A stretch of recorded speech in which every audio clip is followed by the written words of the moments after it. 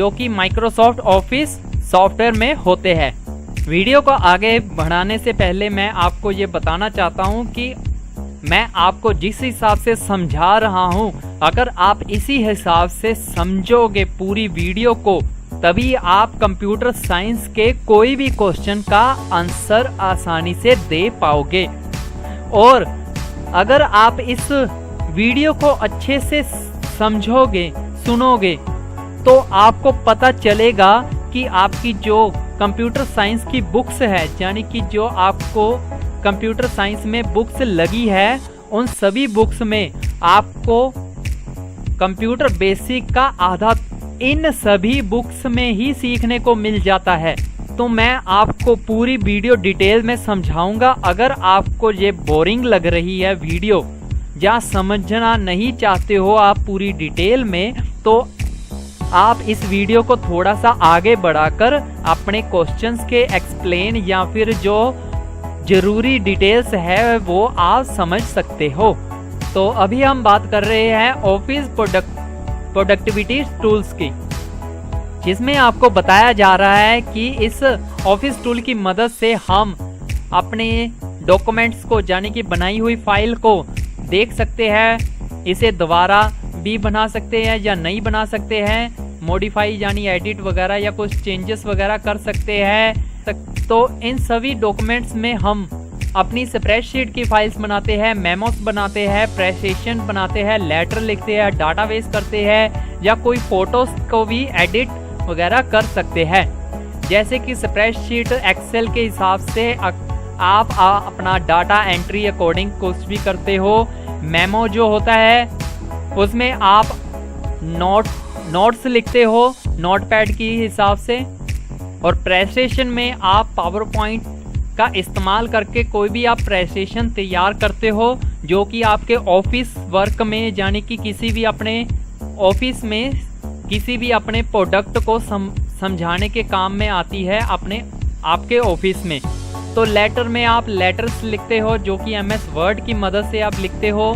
Database में आप data entries वगैरह करते हो, जो कि आप माइक्रोसॉफ्ट एक्सेस की मदद से करते हो। इमेज एडिटिंग आप पिक्चर मैनेजिंग की मदद से आप कर सकते हो। और इसके अलावा बहुत कुछ MS ऑफिस में आपको मिल जाता है।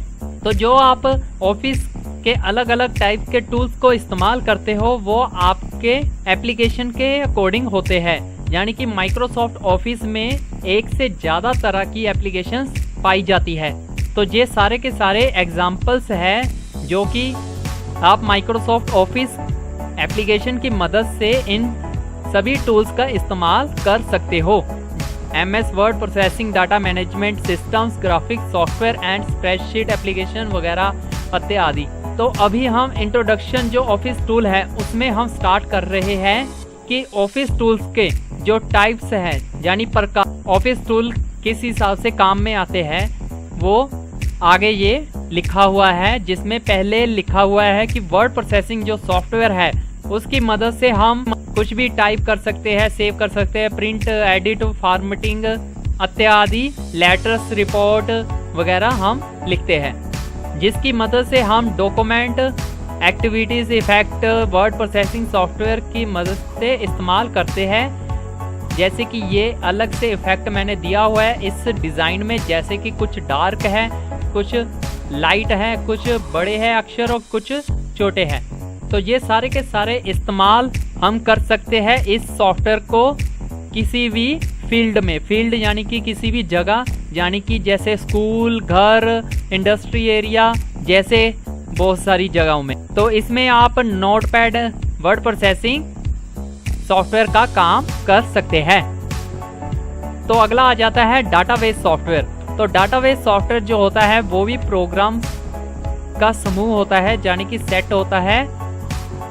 तो इसके इस्तेमाल से हम अपने डाटे को मेंटेन करते हैं, बनाते हैं। तो इसकी मदद से हम ज़्यादा क्वांटिटी वाले डाटा को रखते हैं। तो इसमें हम अपने अकॉर्डिंग कोई भी डिफरेंट टेबल्स बना सकते हैं, जिसकी भी हमें ज़रूरत पड़ सकती है। तो इसमें हम ऐड कर सकते हैं, डिलीट कर सकते हैं, प्रिंट, अपडेट, रिकॉर्ड अपडेट कर सकते हैं, सारे के सारे रिकॉर्ड को इस्तेमाल करके इस सॉफ्टवेयर को। तो इस सॉफ्टवेयर में जो सॉफ्टवेयर होते हैं MS एक्सेस जो पहले मैंने बताया था, इसके अलावा DBase, Paradox, FoxPro, Oracle वगैरह, ये सारे के सारे सॉफ्टवेयर हैं डाटाबेस सॉफ्टवेयर के एग्जाम्पल्स। तो अगला है स्प्रेडशीट सॉफ्टवेयर। तो स्प्रेडशीट सॉफ्टवेयर की मदद से हम डाटा, नंबर्स वगैरह, डिजिट्स, यानी कि अपना जो भी मैथमेटिक कैलकुलेशन वगैरह है वो सारी की सारी स्प्रेडशीट सॉफ्टवेयर के अकॉर्डिंग हम करते हैं, जिसकी मदद से हम कैलकुलेटर, एनालाइजिंग, डाटा मेंटेन करना, सेल्स वगैरह बनाने, सेल कॉम्बिनेशन होते हैं रो और कॉलम में लिखे हुए डाटे का। इसमें जो दिए गए टूल हैं उसका मकसद होता है सारे के सारे नंबर्स और बेसिक फंक्शन के सॉफ्टवेयर को मेंटेन करना, एनालाइजिंग करना सारे के सारे रिकॉर्ड्स को, जिसमें सारे रिकॉर्ड्स ग्रेड्स, मार्क्स होते हैं, स्टूडेंट्स के होते हैं, या फिर हम टाइम टेबल्स वगैरह बना सकते हैं, कोई स्कूल, हॉस्पिटल की लिस्ट वगैरह, या अपने जो दुकान, शॉप या किसी भी बिजनेस में टेबल्स बनते हैं वो सारे के सारे इसमें इस्तेमाल कर सकते हैं, इसकी इस्तेमाल से बना सकते हैं। तो इसमें जो सॉफ्टवेयर होता है MS एक्सेल जो पहले मैं आपको बता रहा था, उसके अलावा लोटस, जैसे ये दोनों एग्जाम्पल है इस स्प्रेडशीट सॉफ्टवेयर के। तो अगला है प्रेजेंटेशन टूल्स। तो अब आप कहोगे कि पहले सारे के सारे सॉफ्टवेयर आ रहे थे, अब टूल्स आ गया है। तो मैं आपको बता दूं कि ये सारा का सारा Punjab board school education book के हिसाब से ट्रांसलेट किया हुआ है, जिसमें भी प्रेजेंटेशन टूल के हिसाब से बताया है। तो मैंने आपको कहा ही है कि ये सारा का सारा जो मैंने ट्रांसलेट किया है वो 99% पंजाब स्कूल एजुकेशन बोर्ड के हिसाब से ही है।